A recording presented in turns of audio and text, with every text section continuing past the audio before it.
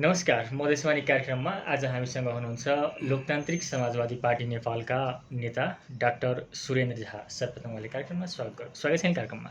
धन्यवाद। हजुर। खास गरी जसरी अब लोकतान्त्रिक समाजवादी पार्टी जसरी तमुलोबाट हुँदै अहिले तपाईँहरूको जुन एउटा मुद्दा बोकेर आउँदै गरेको पार्टी यो निर्वाचनसम्म आइपुग्दा खुम्चिँदै अहिले झन खुम्चिएको अवस्था छ नि तपाईँको लोकसभा। यो सन्दर्भ लोकसभाको मात्रै होइन, मलाई के लाग्छ भने जुन ६३ सालदेखि यता तीनवटा मधेस आन्दोलन भयो, जनविद्रोह भयो। तत्पश्चात जुन शक्ति सामर्थ्य मधेस केन्द्रित राजनीतिक दलहरूले प्राप्त गरे र जुन भूमिका यो विगत 14 वर्षमा चाहिँ पार्टीहरूले खेल्नु पर्थ्यो, सबै पार्टीहरू चाहिँ इन्स्टिट्युसनलाइज हुन नसकेको अवस्था हो र हामीले मुद्दालाई चाहिँ उठायौँ र उपनिवेशीकरणको शिकार भएको तराई मधेस क्षेत्रको नागरिकलाई समानताको हक स्थापित गर्ने गरिकन अगाडि बढ्नुपर्छ, संविधान प्रदत्त अधिकार सुनिश्चित हुनुपर्छ, नागरिकताको समस्या समाधान हुनुपर्छ, तराई मधेसको भूमि तराई मधेसको जनताको आधिपत्यमा रहनुपर्छ, त्यहाँको राजनीतिक नेतृत्व तराई मधेसको नागरिक अथवा मधेस आमाको सन्तानले नै गर्न पाउनुपर्छ भन्ने मानसिकताले चाहिँ तीनवटा मधेस आन्दोलन भएकै हो। सैकडौँको सङ्ख्यामा चाहिँ शहादत दिएकै हो र मधेसी जनताले हामीलाई ठुलो शक्तिको रूपमा ६४ सालको संविधान सभादेखि लिएर अहिलेसम्म आउँदाखेरि एउटा ठुलो शक्तिको रूपमा विश्वासका साथ पटक चाहिँ यो राजनीतिक दलहरूलाई चाहिँ विश्वास गरेकै हो। त्यस अनुरूपले तपाईँको चाहिँ मलाई सम्झना छ, पुरानो पार्टीहरू, स्थापित पार्टीहरू नेपाली काङ्ग्रेस, नेकपा एमाले, माओवादी केन्द्र, यिनै दलहरूको चाहिँ विपक्षमा रहेर सङ्घर्ष गरेर स्थापित भएको पार्टी हो आजको जसपा र लोसपा नेपाल। तर दुर्भाग्य नै भन्नुपर्छ, अहिले जुन यो निर्वाचन सम्बन्धमा हामी आउँदै गर्दाखेरि यो दुईटै पार्टी, चाहे नेपाली काङ्ग्रेससँग जाओस् अथवा नेकपा एमालेले नेतृत्व गरेको गठबन्धनमा जाओस्, अन्ततः केही थान सांसद, केही थान प्रदेश सांसद सभासद हामी चाहिँ प्राप्त गरौँला।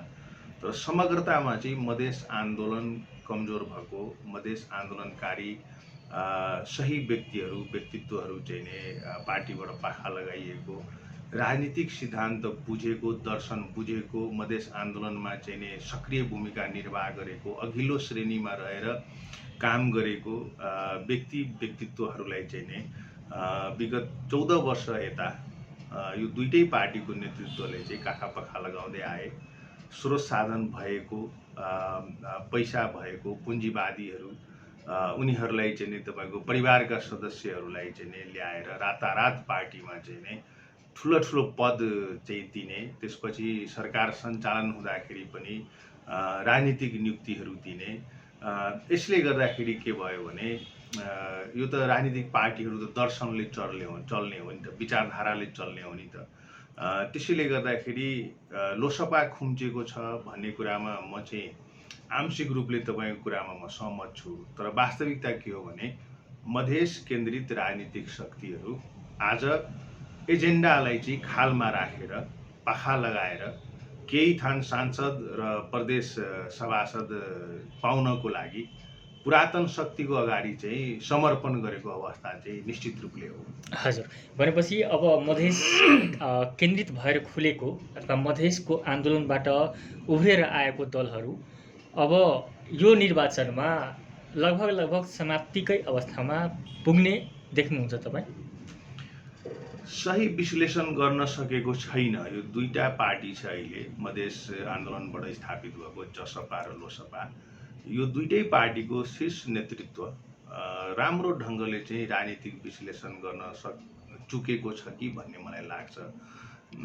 कहाँनिर भन्दाखेरि म सम्झिन्छु 14 वर्ष मात्रै भएको छ, मेरो पार्टीको अध्यक्ष मान्य महन्त ठाकुर तत्कालीन नेपाली काङ्ग्रेसको कोषाध्यक्ष पद, केन्द्रीय मन्त्री पद र केन्द्रीय सांसद पद परित्याग गरेर पार्टी खोल्नु भएको थियो र एउटा मिसनमा चाहिँ नै उहाँ मधेसमा आउनु भएको थियो र मधेसको नागरिक उपनिवेशीकरणको शिकार भयो, मधेसको राष्ट्रियताले सम्मान पाएन, मधेसको संस्कृति, सभ्यता, भाषा, जीवनशैली लाई चाहिँ नि स्वीकार गरिएन र मधेस लगायत यो देशको अन्य क्षेत्रका नागरिकहरू जो पीडित छन्, जो चाहिँ नि लोकतान्त्रिक प्रक्रियाको चाहिँ मूल प्रवाहमा आउन सकेका छैनन्, तिनलाई चाहिँ नि मूल प्रवाहमा ल्याउँछु भन्ने अठोटका साथ उहाँ जस्तो व्यक्तित्वहरू चाहिँ नि मधेसको राजनीतिमा आउनु भएको थियो। मलाई सम्झना छ उहाँले चाहिँ सांसद पद प्रत्याग गर्दै गर्दा 5 जना अन्य साथीहरूले पनि सांसद पद प्रत्याग गर्नुभएको थियो। यो धेरै भएको छैन, 14 वर्ष अगाडिको कुरा मात्रै हो, 1.5 दशकको कुरा। 1.5 दशकको कुरा हो। त्यसैले उहाँहरूले जुन नजिर स्थापित गर्नुभएको थियो, जुन राजनीतिको एउटा स्ट्यान्डर्ड चाहिँ स्थापित गर्नुभएको थियो, आज त्यही चिजलाई कतै विस्मृत गरेर कतै अगाडि बढ्दै त हुनुहुन्न भन्ने प्रश्न चाहिँ नि उठेको छ।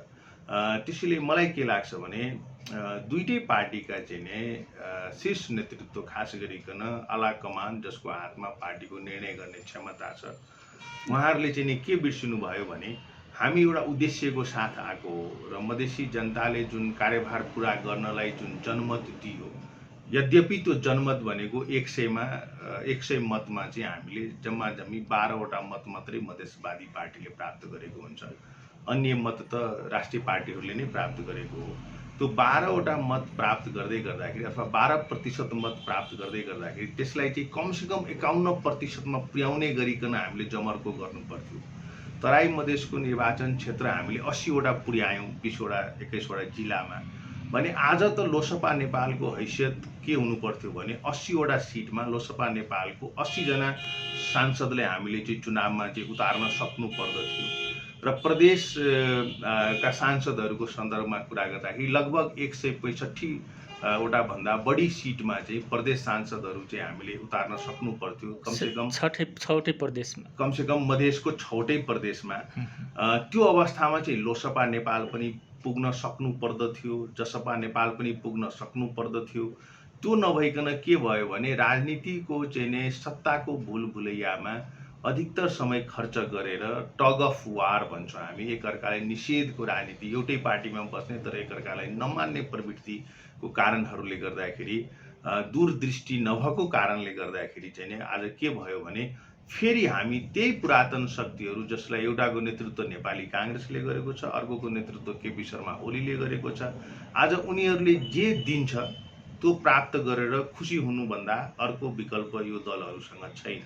त्यसैले मलाई व्यक्तिगत रूपमा भन्नुहुन्छ भने मधेसको राजनीति जुन 64 सालमा जुन एउटा नयाँ अध्याय सुरु भएको थियो, शक्ति र सामर्थ्यको अध्याय सुरु भएको थियो, त्यो चाहिँ नै छिन्न हुँदै गएको छ भन्ने मलाई महसुस भइरहेको छ। हजुर, भनेपछि अब जसरी मधेस आन्दोलनका शहीदहरूको जुन सपना थियो, अब जसपा र लोसपाले पुरा गर्न सक्दैन, यिनीहरू आफै अब खुम्चिँदै एउटा इतिहासमा सीमित हुने अवस्थाको निर्माण हुँदैछ नेतृत्व। मलाई त्यस्तो लाग्दैन, किन भन्दाखेरि अहिले जुन नेपालको राष्ट्रिय राजनीति छ त्यो नै एउटा सही दिशामा हिँडेको छैन। तपाईँको जसरी पनि गणितीय सङ्ख्या पुर्याउने र केन्द्रमा सरकार निर्माण गर्ने, प्रदेशमा सरकार निर्माण गर्ने, मधेस प्रदेश 2 बाहेक तपाईँको सबै प्रदेशमा चाहिँ नै 18 वटा मन्त्री नियुक्त गरेर तपाईँको यो 5 वर्षमा 3 वटा 4 वटा मुख्यमन्त्रीहरू परिवर्तन गर्ने गरेका छन्। तर खास गरिकन जुन तपाईँले मधेस केन्द्रित राजनीतिक दलहरूको कुरा गर्नुभयो, यसमा चाहिँ नि विभिन्न प्रयोगहरू भयो, त्यो प्रयोगहरू चाहिँ नि त्यति औचित्यपूर्ण थिएन जस्तो मलाई लाग्छ।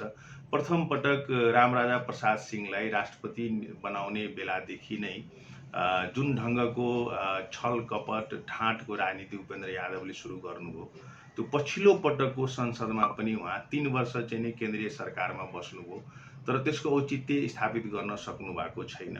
र जुन केपी शर्मा ओलीलाई प्रतिगमनको नाइके भनेर वडासम्म प्रचार गर्नुभयो, आज रातारात उहाँ केपी शर्मा ओली जो संहिता विरोधी भनेर उहाँले नै भनेको जो चाहिँ नि तपाईँको नागरिकता विधेयकको विपक्षमा काम गर्यो, आज त्योसँग चाहिँ नि उहाँ मिल्न जानुभएको छ। त्यसैले म चाहिँ तपाईँलाई के भन्छु भने यी अहिले देखिएका नेतृत्वमा रहेका पात्रहरूले जुन किसिमको चाहिँ राजनीतिक बुझाइ गरेर जुन समीकरणहरू बनाउनु भयो, जुन ढङ्गले अगाडि बढ्दै हुनुहुन्छ त्यहाँनिर प्राविधिक त्रुटिहरू चाहिँ एकपछि अर्को हुँदै गएको छ। तर यसको मतलब यो होइन कि मधेस आन्दोलन अथवा मधेसको चाहिँ राजनीति समाप्त हुँदै गएको छ, सकिन्छ भन्ने मलाई लाग्दैन। एउटा अवस्था म के देख्दैछु भने मधेस आन्दोलन अथवा मधेसको जुन शक्ति छ, राजनीतिक शक्ति जुन छ अथवा जनचाहना जुन छ, त्यस अनुरूपको चाहिँ मधेस आन्दोलनमा लागेका योद्धाहरू त्यो सबैलाई पुनर्गठन गर्नुपर्ने,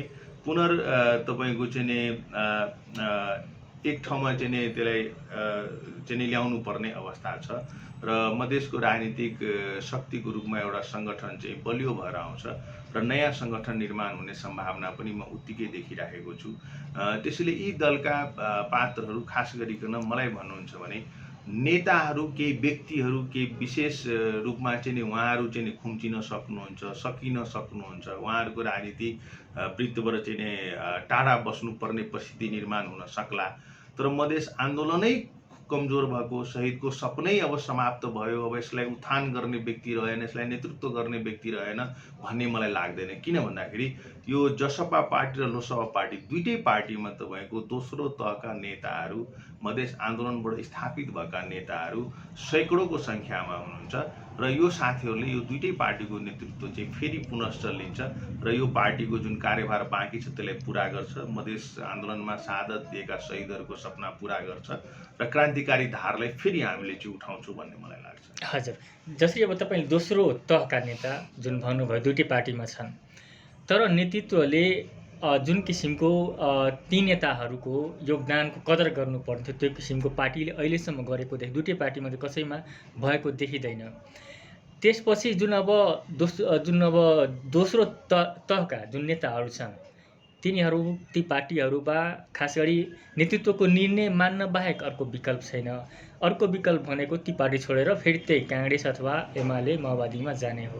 त्यही अवस्था देखेको छ भनेपछि दोस्रो तहका नेतृत्व कसरी अगाडि आउँछन्? यो एउटा दुर्भाग्यपूर्ण अवस्था छ। जो साथीहरू मैले देखिरहेको छु कि लामो समयदेखि मधेसवादको राजनीतिमा होमिनु भएको साथीहरू सद्भावना पार्टी खुल्दै गर्दादेखि नै, त्यसपछि पनि यो ६२-६३ आन्दोलन पश्चात ३-३वटा मधेस आन्दोलन भएर चाहिँ राजनीतिमा उदयमान हुनुभएका साथीहरू जसले चाहिँ यो पुरातन शक्तिको विरुद्धमा ठुलो सङ्घर्ष गरे, तपाईँको चाहिँ नि जेल खाए, तपाईँको अङ्गभङ्ग भए, ती साथीहरू आज राजनीतिक क्षेत्रमा चुनावी राजनीतिमा चाहिँ ठाउँ नपाउँदै गर्दाखेरि अथवा टिकट नपाउँदै गर्दाखेरि अथवा कुनै अवसरबाट वञ्चित हुने बित्तिकै फेरि उहाँहरू चाहिँ नि समर्पणवादमा गएर चाहिँ नि तपाईँको आत्मसमर्पण गर्न फेरि पुरानै नेतृत्वकोमा पुग्दाखेरि अथवा काङ्ग्रेस, एमाले, नेकपा माओवादीमा पुग्दै गर्दाखेरि त्यो चाहिँ सही दिशा हो जस्तो चाहिँ मलाई लाग्छ। तर विकल्प पनि छैन नि अब ती नेताहरू के गर्ने? तपाईँले जुन मैले त्यसैमा आउँदैछु कि यो चाहिँ सही कदम मलाई लाग्दैन। किन सही कदम लाग्दैन भन्दाखेरि हामी जस्तो पार्टी, जसपा अथवा लोसपा धेरै पुरानो पार्टी होइन, धेरै ठुलो इतिहास भएको पार्टी होइन, 1.5 दशकको पार्टीहरू हो यिनीहरू र यसको धेरै ठुलो तपाईँको चाहिँ नि कार्यक्षेत्र पनि छैन। मधेसको 8 जिल्ला, तराई मधेसको समग्रमा 12-13वटा जिल्लामा मात्रै अवस्थित पार्टीहरू हो। यो मैले अघि पनि भने कि मधेसी जनताको लगभग 12% मत मात्रै हासिल गर्न सक्ने पार्टीहरू, यो पार्टीभित्र आफूले आफ्नै नेतृत्वको विपक्षमा सङ्घर्ष गरेर पार्टीको सङ्गठनलाई म राम्रो बनाउँछु, चुस्त दुरुस्त बनाउँछु, यहाँ चाहिँ नि मैले आफ्नो अधिकार स्थापित गर्न सक्छु भन्ने आत्मबल नभएको साथीहरू फेरि फर्केर गएर तपाईँको चाहिँ नि यो समुद्रमा, महासागरमा मिसिन जानुभयो भने त उहाँको त आफ्नो अस्तित्व पनि सकिन्छ, पहिचान पनि सकिन्छ। जस्तै समुद्रमा गइसकेपछि सानो सानो खोलाको चाहिँ नाउँ मेटिन्छ, त्यो खोलाको अस्तित्व समाप्त हुन्छ। त्यसैले मेरो विचारधारा चाहिँ के छ भने त्यसरी जानु भएन। हामी चाहिँ के गर्न सक्छौँ भने जुन तपाईँले भन्नुभयो कि नेतृत्वले जे निर्णय गर्छ त्यसै मान्न बाध्य हुनुपर्ने, त्यसको कारण छ नि त। पोलिटिकल स्कुलिङबाट आएको साथीहरू, राजनीतिक सिद्धान्त बुझेर मानेर आएको साथीहरू राजनीतिक सिद्धान्तको लागि सङ्घर्ष गर्छ। तर यहाँ त टपक्क टिपेर तपाईँको पुँजीपतिलाई ल्याइदिने, तपाईँको जग्गा खिचौला त्यो गरेर चाहिँ नि बेच्नेहरूलाई ल्याइदिने, पासपोर्ट बेच्नेहरूलाई ल्याइदिने, या आफ्नै परिवारका लागि परिवारका सदस्यहरूबाटै चाहिँ नि उन्मुक्ति नपाउने, अथवा तपाईँको ब्युरोक्रेसीमा काम गरेको रिटायर भएको मान्छे छ, धेरै पैसा छ उसँग भनेर घुस खाएर त्यसलाई पदाधिकारी बनाइदिने, त्यसलाई पोलिटिकल नियुक्ति दिइदिने। अनि तिनीहरूको जमात धेरै भएर न तपाईँको पोलिटिकल प्राणी अथवा पोलिटिकल स्कुलिङबाट आएको नेता कार्यकर्ताहरू अल्पमतमा परेको हो। त्यसैले मेरो विचारमा चाहिँ यसको शुद्धिकरण हुनुपर्छ। र अर्को कुरा के छ भने एकचोटि यो तराई मधेसको नेतृत्वको हिसाबले देखिएको पात्रहरू भनेको अहिलेको अवस्थामा महन्त ठाकुर, उपेन्द्र यादव, राजेन्द्र महतो, उहाँहरूको चाहिँ नि कार्यमूल्याङ्कन हुनुपर्छ। किन कार्यमूल्याङ्कन हुनुपर्छ भन्दाखेरि 1.5 दशकदेखि उहाँहरू नेतृत्वमा हुनुहुन्छ। उहाँहरूले 3-3वटा आन्दोलनको नेतृत्व गर्ने अवसर पाउनुभयो। आन्दोलनबाट भएको क्षति र त्यसबाट प्राप्त भएको उपलब्धिको पनि हामीले तुलना गर्न सक्नुपर्छ। र मलाई के लाग्छ भने अब उहाँहरूबाट एकदमै नवीन कार्यको परिकल्पना गर्न सकिँदैन। त्यसैले उहाँहरूलाई चाहिँ नि अभिभावकको जिम्मेवारी दिएर अभिभावकत्व चाहिँ नि ग्रहण गरेर उहाँहरूले नै नयाँ पुस्तामा चाहिँ नि पार्टीलाई चाहिँ रूपान्तरण गर्न सक्नुपर्छ। त्यो गर्न सक्नुभयो भने इतिहासमा उहाँहरूले पनि सम्मान पाउने हो। होइन भने त तपाईँको चाहिँ नि विगतमा पनि हरेक कालखण्डमा तराई मधेसको राजनीतिको मुद्दा उठाउने कुनै न कुनै पार्टी, कुनै न कुनै पात्र त छँदै थियो नि, होइन। हिजो तपाईँको पञ्चायत कालमा चाहिँ नि राजालाई समर्पण गरेर मन्त्री बन्थे। अहिलेको पात्रहरू चाहिँ तपाईँको शेरबहादुर देउवा, केपी ओलीको अगाडि समर्पण गरेर मन्त्री बन्छन्। तात्विक भिन्नता त छैन नि। त्यसैले उहाँहरूले पनि यो विषयलाई बुझिदिनुपर्छ। र म चाहिँ के भन्छु भने यो पार्टी चाहे त्यो जसपा होस् अथवा लोसपा होस्, केन्द्रीय अध्यक्ष अथवा वरिष्ठ नेताको मात्रै गोजीको पार्टी होइन नि। उहाँहरूको बाबुबाजेले बिर्ता दिएर खोलेको पार्टी होइन नि। यो त हाम्रो खुन पसिना रगतले बनेको हजारौँ लाखौँ कार्यकर्ताको भावनाले बनेको पार्टी हो नि त। त्यसैले आफ्नो पार्टीभित्र सही कुराको उत्थान गर्नलाई, सङ्घर्ष गर्नलाई कसैले रोक्दैन, कसैले छेकबार लाउन सक्दैन। दुर्भाग्य के हो भने यो पार्टीहरूमा अधिवेशन हुँदैन, महाधिवेशन हुँदैन। यो पार्टीहरू चाहिँ नि तपाईँको मैले अघि नै भने नि स्ट्रक्चरल चेन्ज ल्याउनको लागि इन्स्टिट्युसनलाइजेसनको प्रोसेसलाई अहिले मानेकै छैन र विधान कार्यान्वयन हुँदैन। तपाईँको चाहिँ त्यतातिर ध्यानै जाँदैन। र यो विषयमा युवा नेतृत्वहरू पनि खास गरिकन जसले आफूलाई दोस्रो तबकाको नेता भनेर दाबी गर्छौँ हामी, हाम्रो दौतरी साथीहरूले पनि यसमा खासै विचार पुर्याएको देखिँदैन। त्यसैले यसलाई चाहिँ नि स्कुलिङको अभाव छ। पोलिटिकल पार्टी भनेको चाहिँ नि तपाईँको यो प्राइभेट लिमिटेड कम्पनी होइन नि। यहाँ त पारिवारिक लिमिटेड कम्पनीको रूपमा चलाइन्छ, होइन। अध्यक्षले झोलामा बोकेर हिँड्छ, लेटर जहाँ जसलाई सिग्नेचर गरिदियो सक्यो। त्यसैले यो प्रवृत्तिलाई हामीले रोक्नलाई पनि त हामीले नयाँ सिराबाट सोच्नुपर्ने बाध्यता छ। त्यसैले मैले तपाईँलाई के भन्दैछु भने यो धेरै आन्दोलनहरू भयो, मधेस आन्दोलन पनि 3-3वटा भयो र त्यो आन्दोलनमा चाहिँ नि एकदमै अग्रणी भूमिका निर्वाह गर्ने धेरै योगदान पुर्याएका साथीहरू आज किनारामा बसेर हेर्दै हुनुहुन्छ ठुलो र उहाँहरूको मन कुडिएको छ र उहाँहरूले सोचेको परिकल्पना गरेको सङ्गठन बन्न नसक्दाखेरि कतिपय साथीहरू चाहिँ विदेश जानुभयो, कतिपय साथीहरू बिजनेस व्यवसायमा लाग्नुभयो, कतिपय साथीहरू पश्चातापको चाहिँ आँसु बगाएर बसिराख्नु भएको छ र कतिपय साथीहरू चाहिँ ठुलो के हेरिराख्नु भएको छ भने समय आउला, परिवर्तन हुन्छ, त्यसपछि हामीले पनि यसमा योगदान दिनुपर्छ भन्ने पनि सोच देखिन्छ। त्यसैले अहिले त के छ भने राजनीति भनेको चाहिँ पुँजीपतिको वर्गमा पुर्याइयो। राजनीति के को लागि गर्ने भन्दाखेरि अकुत सम्पत्ति कमाउनको लागि गर्ने। यो मधेस केन्द्रित राजनीतिक दलहरूको जुन शीर्ष तहमा काम गरेको नेताहरू छन्, जुन कयौँ पटक मन्त्रीहरू बने, त्यसको सम्पत्तिको छानबिन हुनु पर्यो, त्यसको सम्पत्तिको शुद्धिकरणको लागि निवेदन दिनुपर्ने स्थिति आयो। तिनको बारेमा पार्टीभित्र बहस चल्नु पर्यो। 30 वर्ष अगाडि तिनका हैसियत के थियो, आज तिनको हैसियत के छ भन्ने विषयमा प्रश्न उठ्नु पर्यो। खालि तपाईँको चाहिँ ठुला दलले, पहाडको चाहिँ केन्द्रित राजनीतिक दलले हामीले अधिकार दिएन भनेर चिच्याउँदैमा त हुँदैन। मेरो विचारमा चाहिँ मेरो गाउँमा राति 12 बजे एउटा चेली 1 किलोमिटर हिँडेर आएर घर आउन सक्दैन भने त्यसको जिम्मेवारी मैले लिने हो नि। त्यसमा राष्ट्रिय पार्टी केपी ओली, शेरबहादुर देउवाले के गरिदिन्छ र? केही पनि गर्न सक्दैन। त्यसैले मेरो विचार के छ भने यो विषयहरू चाहिँ चिन्तनको विषय हुनुपर्छ, डिबेटको विषय हुनुपर्छ, छलफलको चाहिँ नि यसले एउटा चाहिँ वातावरण लिन्छ भन्ने मलाई लाग्छ। अब जसरी खास गरी अब यो निर्वाचनको तपाईँ पूर्व समीक्षा अथवा त्यो पूर्वानुमान गर्नुपर्दा जसरी अहिले लोकसभा खास गरी जम्मा जुन अहिले 5 दलीय गठबन्धनमा अथवा काङ्ग्रेस गठबन्धनमा जुन चाहिँ 5 दलीय गठबन्धन मिसिएको छ, जम्मा 8वटा सिटमा अहिले प्रतिनिधि सभामा जुन अब यो तालमेल गर्ने भनिएको छ भनेपछि यो निर्वाचनमा लोकसभाले कतिसम्म तपाईँको पार्टी कतिसम्म जित्ने देख्नुहुन्छ? यो जुन अब एमाले अर्कोतिर छ गठबन्धन जसपाको। अनि यस्तो छ, यो त मैले एउटा विषय मैले प्रधानताका साथ उठाएको विषय के हो भने मेरो पार्टीभित्र नेकपा एमालेसँग लोकसभा पार्टी जानु हुँदैन भन्ने विषय मैले उठाएको थिएँ। अन्ततः मेरो पार्टीमा त्यो लाइन स्थापित भयो, पास भयो। अहिले हामी सत्ता गठबन्धन लोकतान्त्रिक वाम गठबन्धनभित्र हामी छौँ र यसले एउटा नैतिक बल हामीलाई के दिएको छ भने कि हामीले उठाएको मुद्दाहरू हामीले जुन विगत 5 वर्षमा संसदमा जुन भूमिकाहरू खेलेका छौँ, खास गरिकन तराई मधेसको जुन एजेन्डाहरू छ त्यसले हामीले एकदमै निष्ठाका साथ उठाएको हो र मधेसी जनताले त्यसलाई चाहिँ नि अब्जर्भ गरिराख्नु भएको छ। त्यसैले मलाई के लाग्छ भने उहाँहरूको चाहिँ नि माया स्नेह चाहिँ रहन्छ हाम्रो पार्टीप्रति र हाम्रो पार्टीको नेतृत्वप्रति उहाँको विश्वास चाहिँ गुम्नुपर्ने खासै कारण म देख्दिनँ। जहाँसम्म तपाईँले भन्नुभयो कि अब कसरी अपेक्षाकृत परिणाम के आउँछ भनेर सोध्दै हुनुहुन्छ, एउटा त विषय के छ भने यो गठबन्धनको राजनीति चाहेर नचाहेर हामी पनि त्यो लाइनमा जानुपर्ने बाध्यता बन्यो र त्यसमा प्रदेश 2 मा हामी गत निर्वाचनमा 15वटा सिटमा चाहिँ हामीले चुनाव लडेका थियौँ सङ्घीय प्रतिनिधि सभामा। यसपालि हामी चुनाव लड्दै गर्दाखेरि जम्मा 8वटा सिटमा चुनाव लडेका छौँ। त्यसैले आधा सिट त त्यहीँनिर सकिहाल्यो। त्यसमा चाहिँ तपाईँले देख्न सक्नुहुन्छ।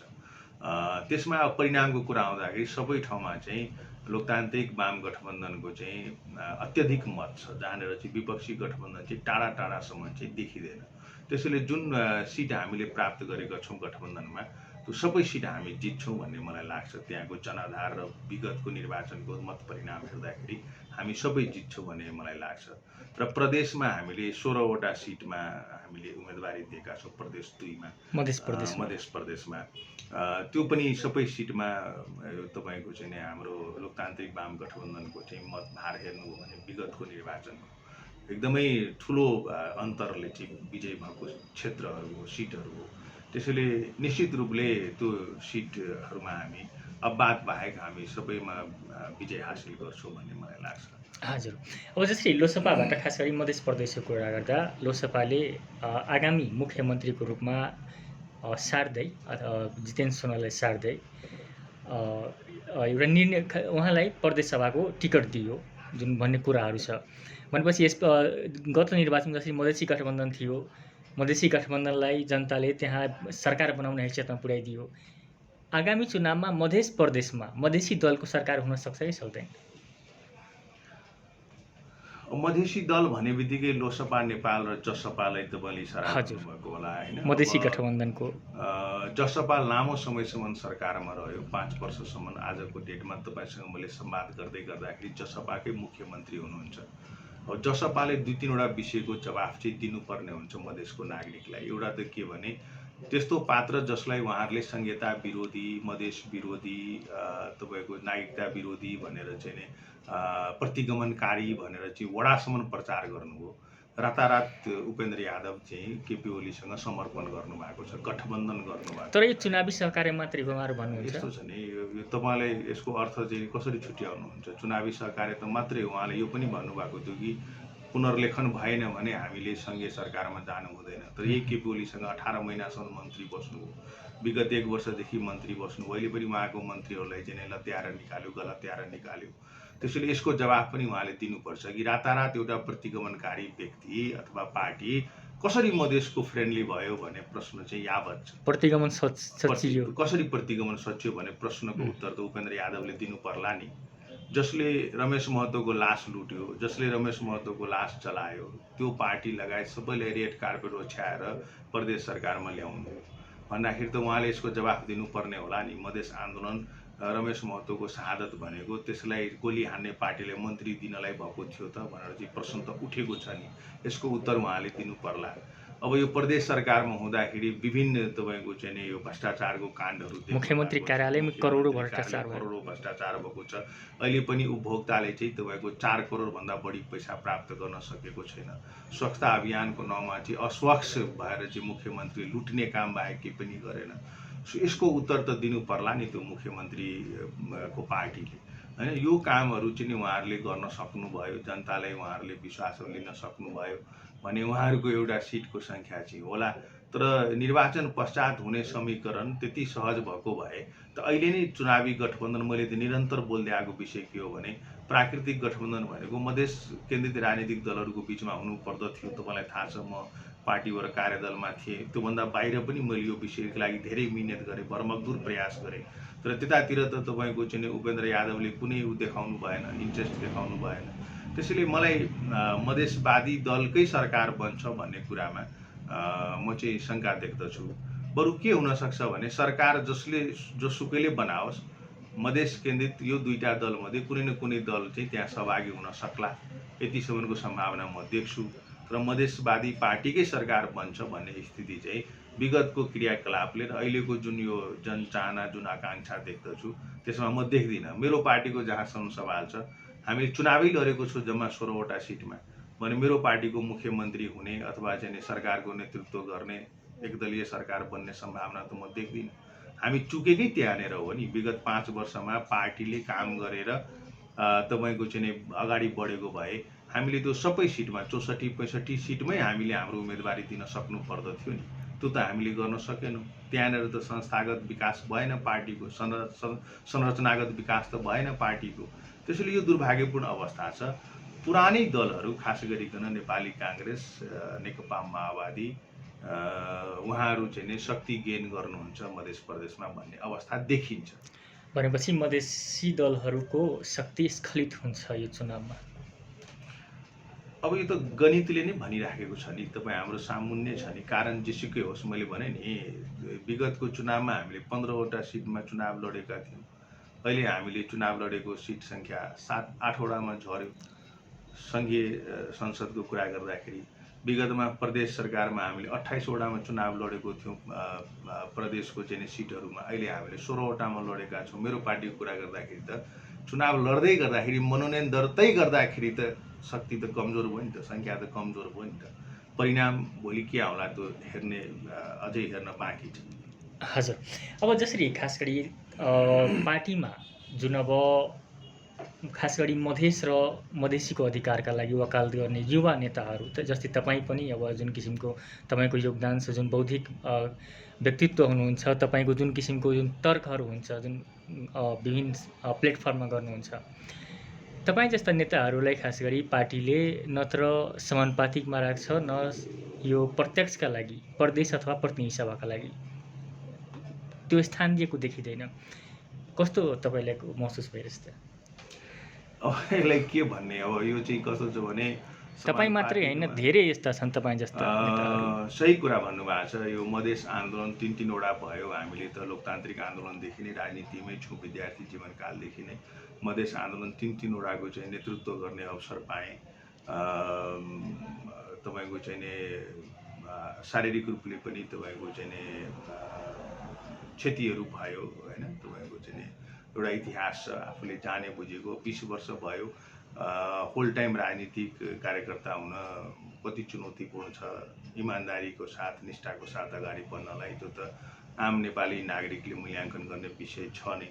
जहाँसम्म पार्टीभित्रको कुरा गर्नुभयो, मलाई के लाग्छ भने राजनीतिक दलमा तपाईँको आन्तरिक लोकतन्त्र, मूल्याङ्कन पद्धति राम्रो भयो भने मात्रै पार्टीहरूको चाहिँ भविष्य राम्रो रहन्छ। र त्यसले चाहिँ तपाईँको मल्टी पार्टी सिस्टममा सरकार निर्माण गर्ने अवसर हुँदाखेरि, तिनै साथीहरूले अवसर पाउँदाखेरि सुशासनको प्रत्याभूति दिन सकिन्छ।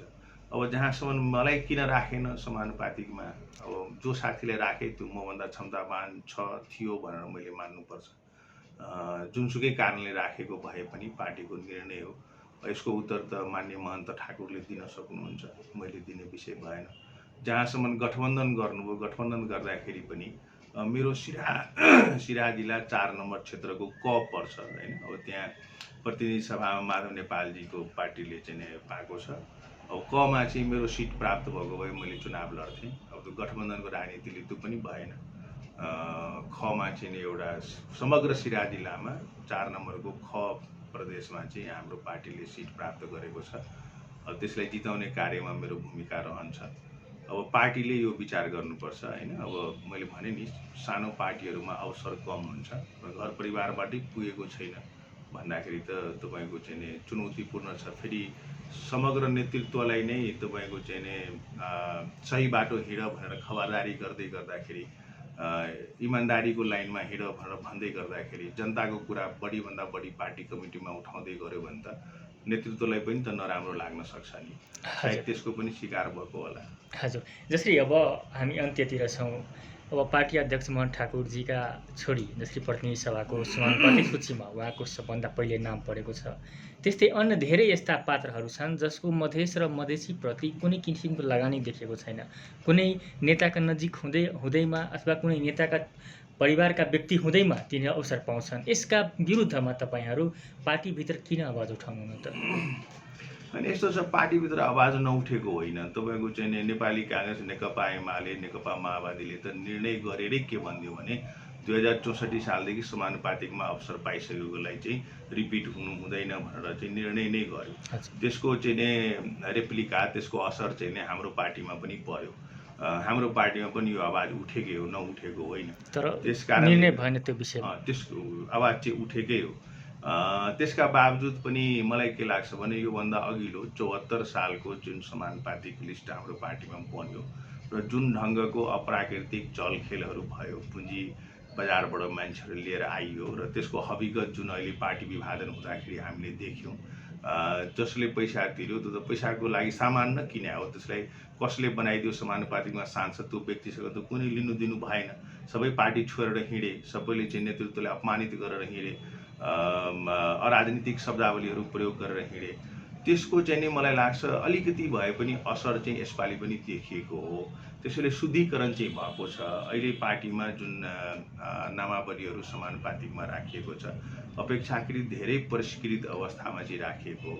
जहाँसम्म तपाईँले माननीय महन्त ठाकुरजीको छोरीको कुरा उठाउनु भएको छ, मैले यसलाई कसरी बुझेको छु भने माननीय महन्त ठाकुरजीको राजनीतिक जीवन अब अन्तिम पडावमा छ।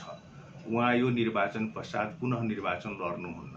उहाँ पार्टीको नेतृत्वमा आज हुनुहुन्छ। निर्वाचन पश्चात अधिवेशन गरेर पार्टीको जिम्मेवारी कुनै साथीले प्राप्त गर्ला। त्यसैले उहाँ एउटा नेपालको लोकतान्त्रिक राजनीतिमा धेरै ठुलो त्याग गरेको, 8 वर्षभन्दा बढी जेलनेल गएको, धेरै पटक राज्यको चाहिँ मन्त्री, उपसभामुख, पार्टीको अध्यक्ष विगत 15 वर्षदेखि चलाइराखेको व्यक्तित्वको रूपमा आफूलाई एउटा लोकतन्त्रवादी, समाजवादी चरित्रलाई, त्यागलाई चाहिँ केन्द्रबिन्दुमा राखेर जीवन बाँच्ने नेतामा पर्नुहुन्छ। समकालीन नेताहरूमा उहाँ चाहिँ अहिले पनि अपवादैमा पर्नुहुन्छ। त्यसैले उहाँको छोरीलाई यसपालि चाहिँ समानुपातिकमा ल्याउँदाखेरि यसलाई मैले कसरी लिएको छु भने यो पुस्तान्तरण पनि हो। उहाँको परिवारमा राजनीतिक रूपले धेरै ठुलो क्षतिहरू भएको छ। उहाँ 2 वर्षको उमेरमा हुँदाखेरि आमा बितेको। आजभन्दा तपाईँको चाहिँ 30 वर्ष अगाडि उहाँको पत्नीको देहान्त भएको। उहाँ आफै पनि धेरै कष्टहरूबाट गुज्रिनु भएको। आजभन्दा तपाईँको चाहिँ 30 वर्ष 35 वर्ष करिब 35 वर्ष अगाडि चाहिँ उहाँको छोराको देहान्त भएको। यो सबै हेर्दाखेरि उहाँको परिवारभित्र राजनीतिमा लाग्ने मान्छे छैन र उहाँको छोरी पछिल्लो 5 वर्ष यता उहाँको सचिवालयमा एउटा प्रमुख सदस्यको रूपमा, उहाँको सहयोगीको रूपमा काम गर्दै आउनुभएको छ र उहाँ हाइली शिक्षित मान्छे हो। उहाँ MBBS, MD, MS गरेको मान्छे, डाक्टर हुनुहुन्छ उहाँ। त्यसैले उहाँको पेशागत रूपले हेर्दाखेरि उहाँ एकदमै सक्षम महिला हुनुहुन्छ र पिताजीको चाहिँ सचिवालयमा काम गरेको अनुभव पनि छ उहाँसँग। उहाँले पार्टीलाई नजिकबाट अब्जर्भ गर्नुहुन्छ। उहाँको सचिवालय व्यवस्थापन गर्ने काम, खास गरिकन यो फरेन डिप्लोमेसी, यो चिजहरू चाहिँ उहाँले हेरिराख्नु भएको छ विगत 5 वर्षदेखि।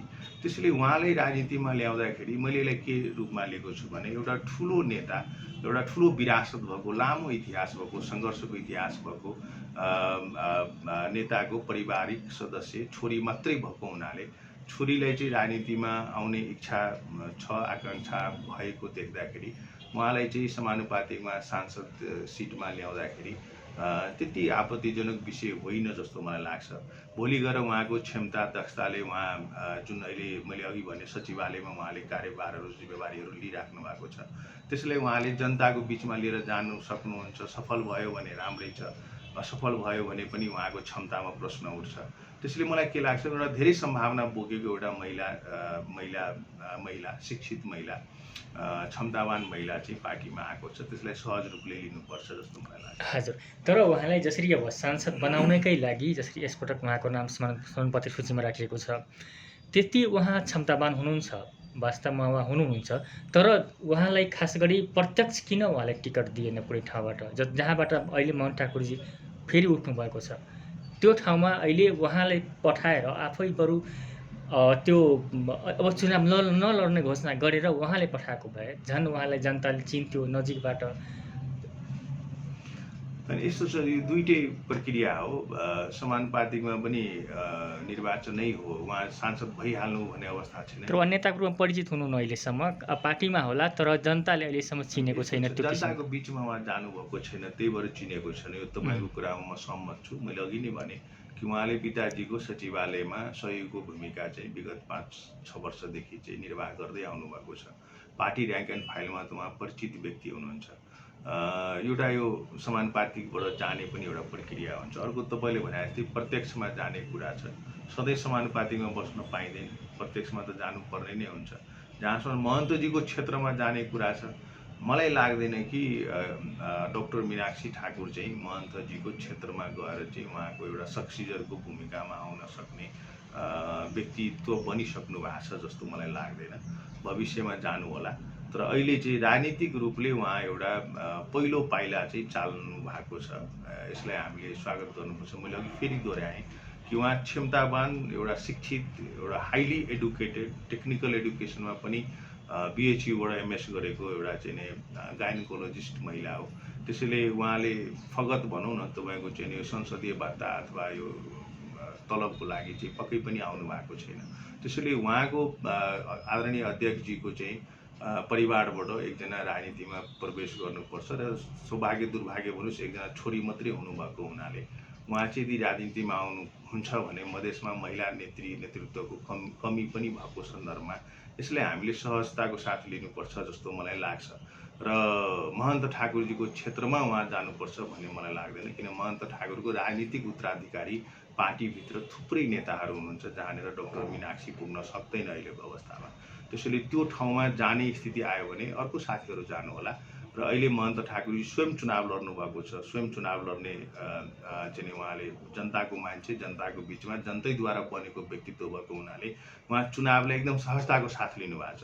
र उहाँले मलाई व्यक्तिगत रूपमा भनेको विषय के हो भने अब यो चुनाव मेरो जीवनको अन्तिम पटकको चुनाव हो, हेरौँ जनताले मलाई कसरी चाहिँ हेर्नुहुन्छ, जनताको यसले सम्मान पाएँ भने मैले त्यो अनुरूपले भूमिका खेल्छु।